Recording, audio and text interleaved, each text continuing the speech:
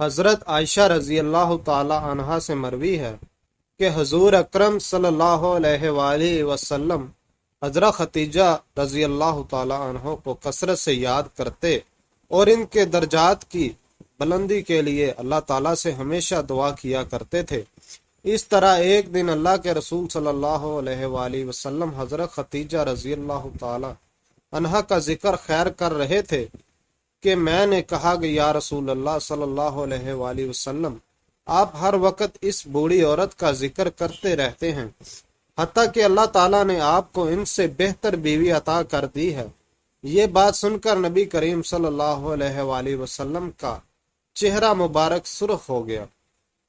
اور مجھے پتہ چل گیا کہ نبی صلی اللہ علیہ وآلہ وسلم کو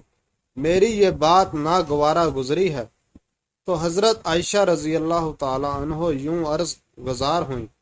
اے اللہ کے رسول، ناراض مت ہوں، میرے سے غلطی ہو گئی، مجھے معاف کر دیجئے، میں کبھی اس طرح کی بات نہیں کروں گی۔ حضور اکرم صلی اللہ علیہ وآلہ وسلم نے مجھے معاف کرتے ہوئے فرمایا کہ ختیجہ اس وقت میرا سہارا بنے۔ جب ہر طرف سے کفار مجھے اذیتیں دے رہے تھے، ختیجہ نے مجھے اس وقت پناہ دی جب سارا کفار میری جان لینے کے درپے تھے۔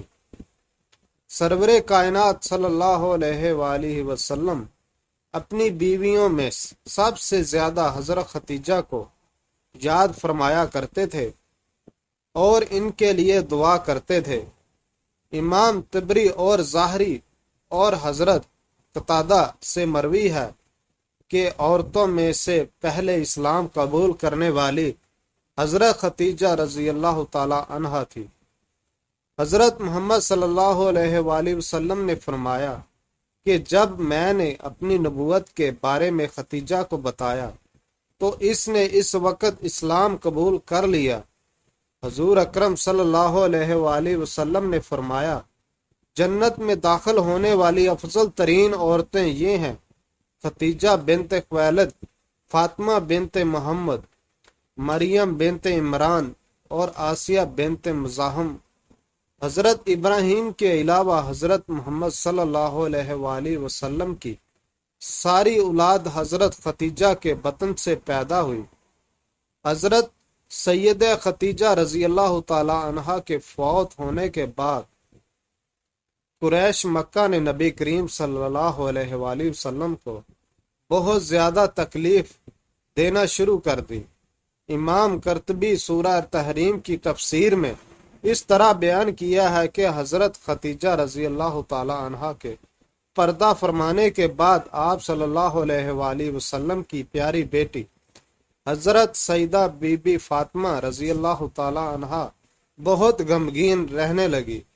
تو ایک دفعہ سیدنا فاطمہ نے اپنے والد محترم حضرت محمد صلی اللہ علیہ وآلہ وسلم سے